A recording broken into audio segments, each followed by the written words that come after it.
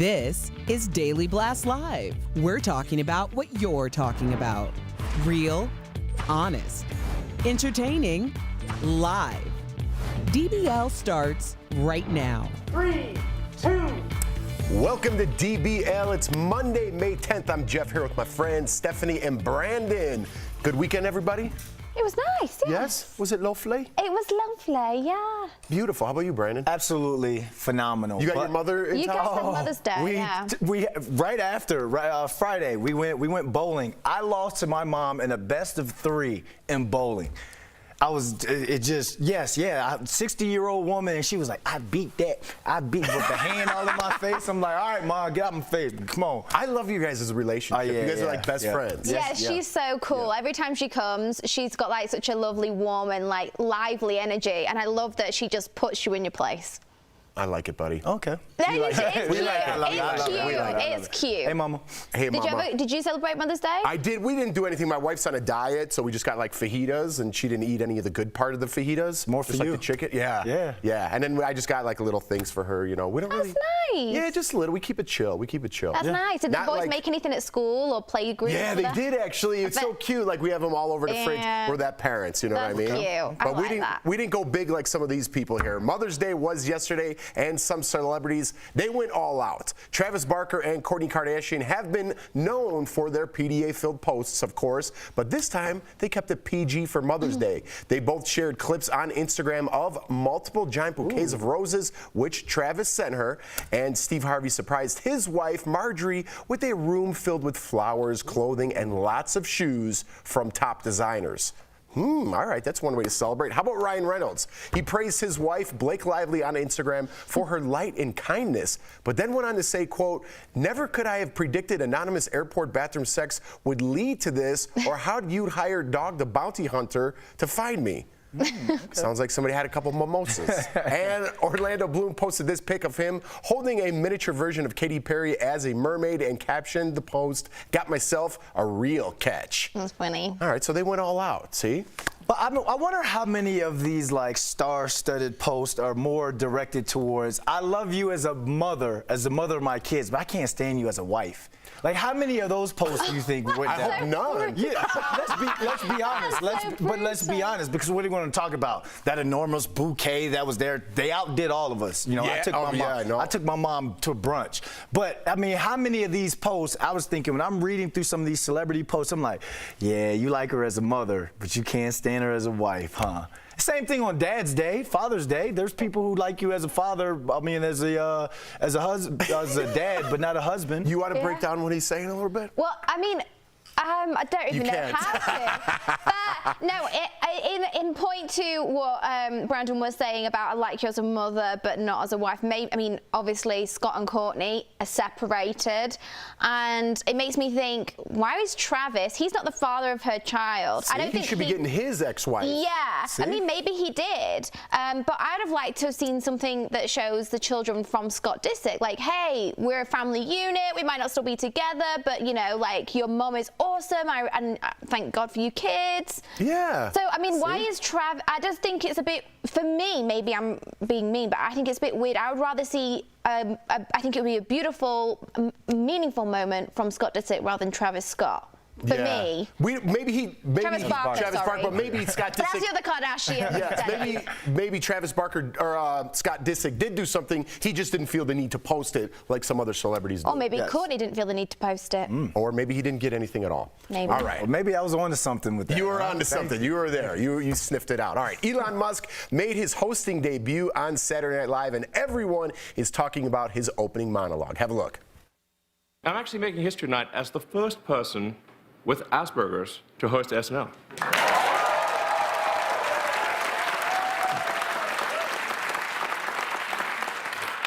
Or at least the first to admit it. So I won't make a lot of eye contact with the cast tonight. But don't worry, I'm pretty good at running human in emulation mode. And later, Elon's mother joined him on stage. He also poked fun at himself by talking about the silly stuff he posts on Twitter and his son's unpronounceable name. Now, during the Weekend Update segment, Elon pretended to be a financial expert who tries to explain what the cryptocurrency Dogecoin, is that right? Did I pronounce that right? Dogecoin? Doge. I don't even know what this is all about, but we'll show you. I keep telling you, it's a cryptocurrency you can trade for conventional money. Oh, so it's a hustle. Yeah, it's a hustle. Why didn't you say that, man? Don't bother everybody. It's a hustle. To the moon! Listen, I think Elon did a good job. I thought he did a fantastic job on there. People were waiting for him to bomb, and I think he stepped up. I like it, and again, we spoke about this a while ago with Aaron Rodgers hosting Jeopardy. I like it when we see these fluid movements that people can make and try out different things. And you know what? It was one of the most watched things that SNL had in this last season. This has been their strongest season yet in a long, long time. And it was the first time as well that SNL was watched in over 100 countries on YouTube. So he brought those numbers in. 100 countries tuned in to watch him, and he didn't disappoint. But were I they thought he bots? did well. Were they bots, or did people actually tune in to watch He him? a load of Come on, robots to now. do that to He's bring up the numbers. he's on the That's ball actually here. smart. Yeah, I speak with crypto, you know, but here's because you can't bomb if you're self-deprecating. And that's exactly what he did. Like our own co-host Tori Showman, I love her jokes. I love it when she's up here and like, yeah, she may get a cricket sound effects, but it's self-deprecating. It's funny because it's funny to us. Now, as for him speaking on what he spoke on with the Dogecoin thing, 3 days after I invest in it, he makes that remarks and it drops 30% just like that. Really? So, Yeah. Oh, I thought it would have helped it. No, it didn't? no, because when you say it's a hustle and they couldn't explain what I have zero clue what this I was going to say, how do you know about cryptocurrency? I have no idea. I've never even heard of Dogecoin. Because this thing called Robinhood app, what makes me think that I'm Jordan Belliferro, the Wolf of Wall Street. Like, I just look at stuff and I start investing. And then remember Jordan Bumble? Belfort. Whatever. Yeah. Well, he did Have you had a any bad job. success in your investments? WTI offshore, yes, but Bumble, no. don't you know what I Zillow, mean? no. And now Dogecoin to the moon. No, it's not going to the moon. You got to hang on to it. Yeah, I'm gonna hang on to that One day it'll pay off. Absolutely, it will. Yeah. Actually, But he did it. I don't know about that. He did a good Oh, like, job. fingers crossed. Fingers crossed. Yeah, Well, cryptocurrency, I have no idea. on Among other my end. things. All right, we're getting our first look at the actors who will be playing Pamela Anderson and Tommy Lee in a limited series about their lives. Hulu released these photos of Lily James and Sebastian Stan as the famous former couple. The series, called Pam and Tommy, will be a comedy. It will look at what happened when their infamous sex tape went viral in the 90s. I remember that. Here's a look at the real Pam next to Lily as Pam. Okay. You have to do a Wait, double which take. one's who? What oh, are you- Lily's on the right. Yeah, she's on the right. That's pretty good. The real That's Pam good. is on the left. Okay, there we go. Yeah. And here's the real Tommy Lee next to Sebastian as Tommy. Yeah. Tommy's Tommy. I honestly think That's they've pretty done a good. fantastic job of that. Yeah, that's really good. And here's the real pic of Pam and Tommy that was taken after the Comedy Central roast of Pam next to the one from the series. Yep. Love it. I think it's pretty good. I don't I think am that's here bad. for it. One of the most iconic, scandalous, dramatic couples of the 90s. Long before the Kardashians, there was Pam and Tommy. Were you here? Were you in America? No, in the 90s, I was like 5 or something. Dang. So other than the But you remember the tape? Oh, I didn't see it because I was like a child, I you didn't know. either. But I knew who Pamela Anderson was, obviously from Baywatch. It was huge, you know. I mean, she was a mate. What was? You're naughty. I didn't watch it. No, I thought they were great, and you know, it was like a glimpse into this kind of rock and roll, crazy Hollywood lifestyle. And it's before we had all these reality shows, like, you know, we got to like see them live out everything on camera, quite literally. And it was the first time, you know, that we really saw that. And she's like this mega Hollywood star, and he's a rocker, and I can't wait. If Tiger King was anything, and that was to me real life comedy, this is going to be even better. I look at those two and I wonder if they had social media back then. You know, like I think like the Michael Jackson, like the huge stars, the ones who were around, who did it before it became popular. These two were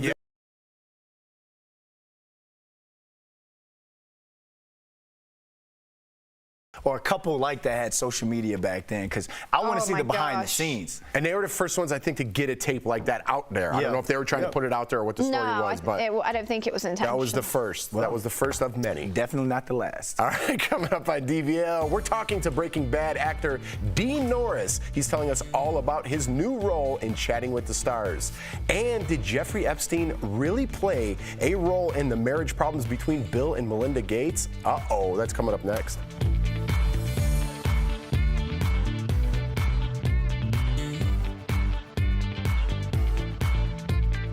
Closed captioning provided by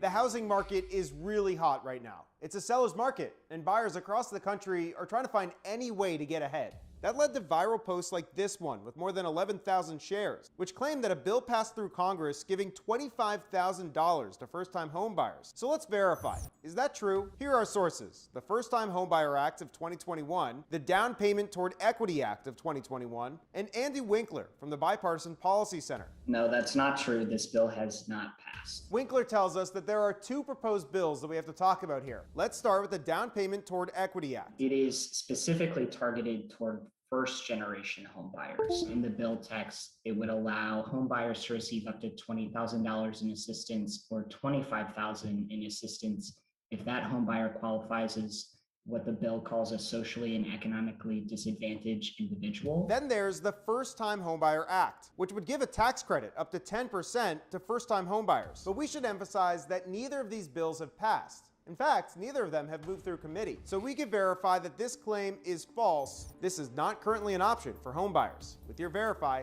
I'm Evan Kozloff.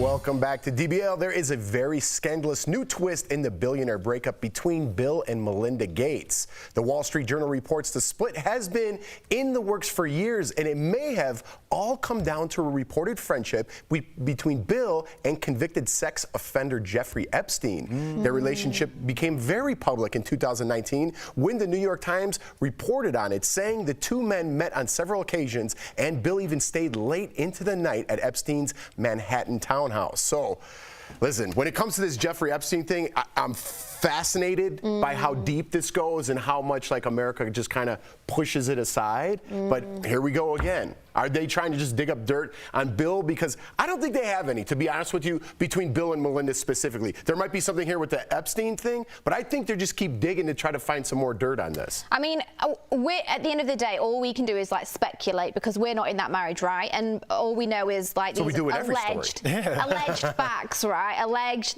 gossip, alleged, you know, so-and-so said this and that.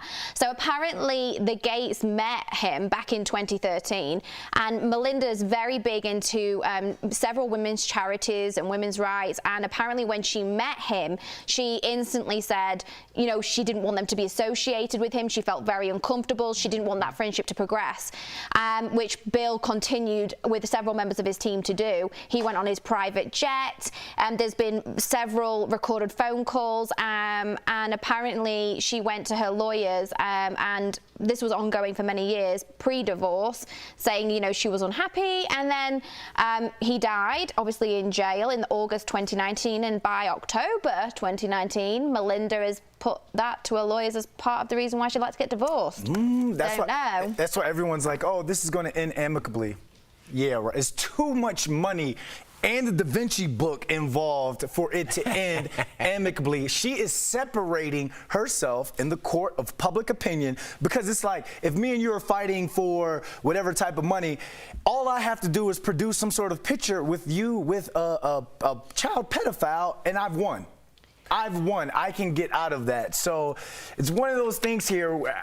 We keep hearing about Angelina Jolie and Brad. We'll keep hearing about we'll keep hearing about Kardashian and Kanye. We're going to continue to hear about this. See, I think there's so much money that there's nothing there. It's like, here, do you want $100 billion? Take $100 billion. I don't care. You know what I mean? I feel like this might be a low blow. If he had something to do with the Epstein thing, I would love for it to come to the surface. I would like to know more about Epstein. I don't think we have enough time to dive into that rabbit hole right now. But what does anyone know the name of that on Netflix, Dirty Money or something? There's a series called that. With the Jeffrey Epstein thing. If you haven't seen it, look it up. It's just fascinating. But the point I want to kind of swing this to, we only have 10 seconds? We got 10 seconds. 10 Brandon seconds. Lennon, I was gonna get at you, buddy, but your mom's in town. Your mom's in town. All right, we're going to leave it there. Coming up on DBL, we're chatting with Breaking Bad fan favorite Dean Norris, from his iconic show to what he's got going on right now. He's going to be right here on DBL coming up.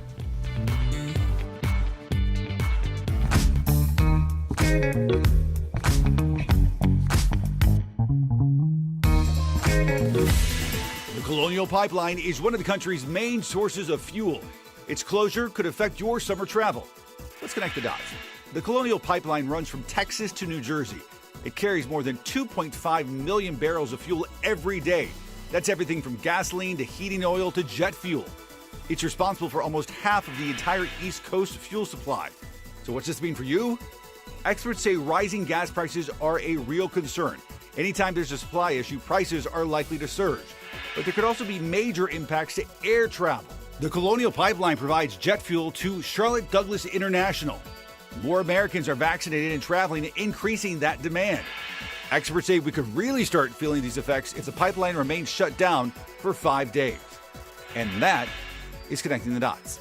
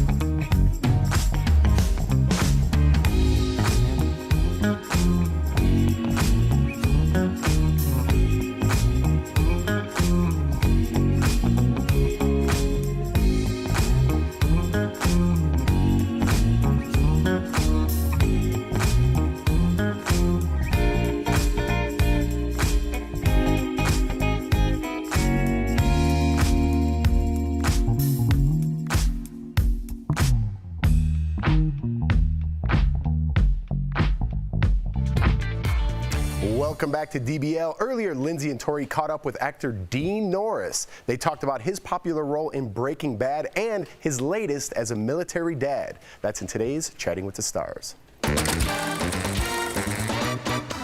I should never got an attaboy when I came back from Grenada. Because no one knew you went, or what it was. That was a turning point in the Cold War. It was more like the beach volleyball scene from Top Gun. Dean Norris joins us now. Welcome to DBL, Dean. We're obviously so excited to dive into your new show, but I have to come clean first. I completely missed Breaking Bad when it was the right time to watch the first time around, but I just binge watched it all, the movie, everything, and now I'm watching Better Call Saul. So what did you think was going to happen, and what was your perfect ending for this anyway? Well, you know, they kind of let me know a couple of, like a whole season earlier, how it was going to end. They actually had given me almost word for word the final line that Hank would say. Oh, wow. So, yeah. So I kind of knew it was happening about a year beforehand, and yeah, loved it. Loved it. Is it ever too late for somebody to say, I just watched Breaking Bad? Like, am I getting shamed over here, or is that okay? That's okay. Never too late. Netflix or however you watched it saved our show in a way, because most people watched it after it was on AMC. That's true. I remember when I went to Albuquerque to shoot, and they're like, oh, next to our set is Breaking Bad. And I'm like, what's Breaking Bad? Never heard of that. And then I'm like, oh my gosh, I can't believe we were next to it. I do want to ask you if it was difficult to move on from the role of Hank to something new, because critics are still calling what Lindsay just brought up, of course, one of the very best episodes in TV history. And I have to agree, I wrote a blog that's too long-winded about it. Was it difficult for the transition?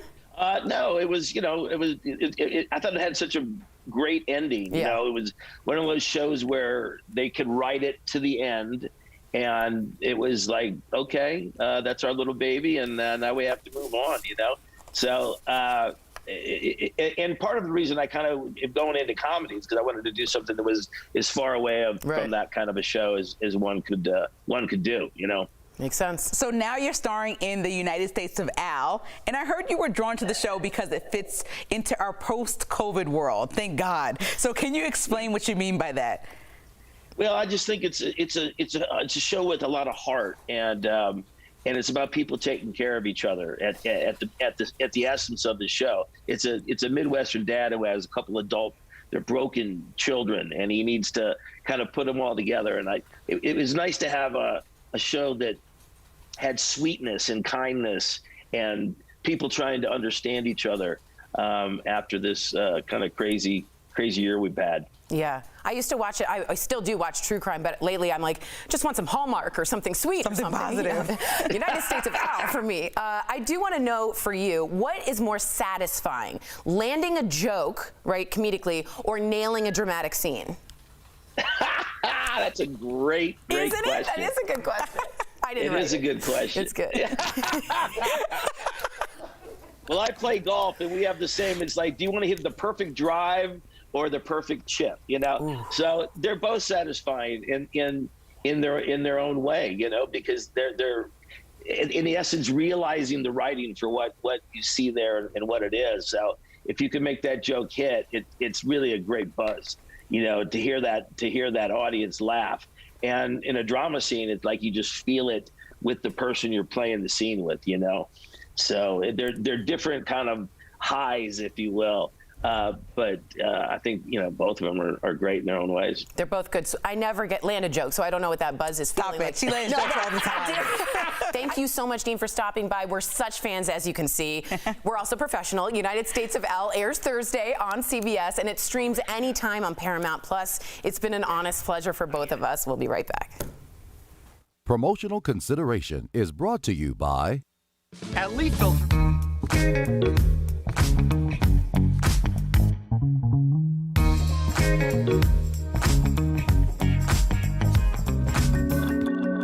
Will kids receive the same COVID vaccines as adults? Our sources, Pfizer, Moderna, and Johnson & Johnson, and an infectious disease expert. Pfizer and Moderna have made it clear that kids 12 and up will receive the exact same 2-dose regimen as adults. A spokesperson for Pfizer tells me it's the same formulation and administered at the same level. Moderna's spokesperson called theirs the same vaccine, same dose. Both companies started their adolescent trials months ago. Why wouldn't they need to modify the vaccine? Well, because immune systems of children are wonderfully responsive. Dr. William Schaffner is an infectious disease specialist at Vanderbilt University. The immune systems are not calibrated according to the size of the child.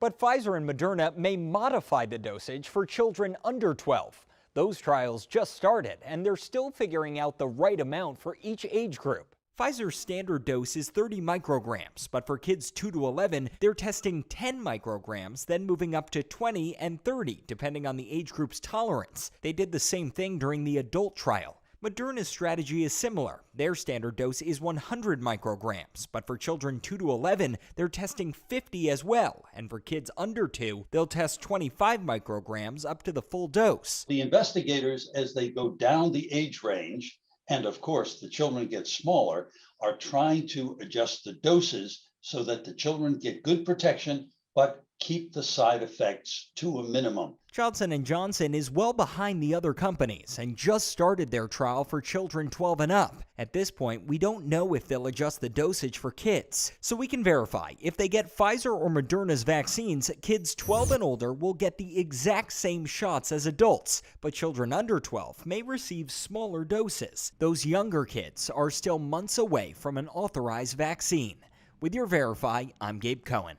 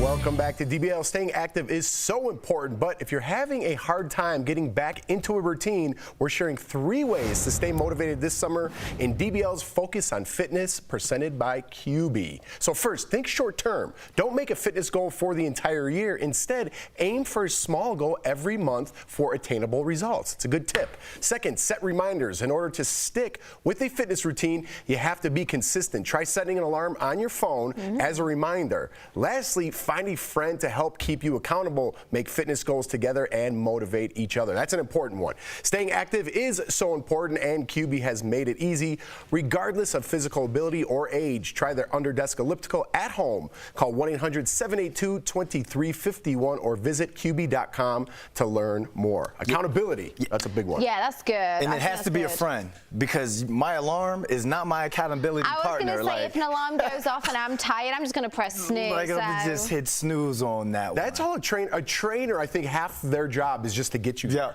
That's it. You know what I mean? Because once you're there, you're going to do the work. So I like as well if you join classes and they charge you even if you don't go, because then that's what makes me get to the gym. Because if I know that's going to cost me $20 if I don't turn up, I'm going to be there. You know what? That's a big motivator for me, That's a big too. motivator I'm like, for there's me. no way I'm giving them $20. Exactly. I rather go almost have a heart attack in there.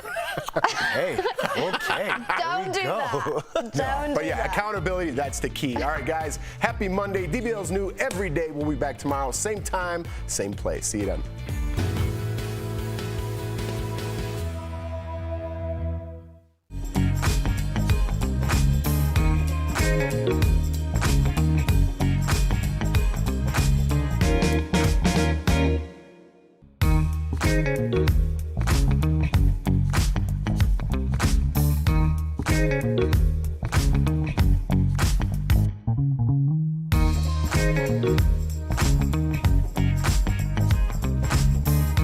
Thank you.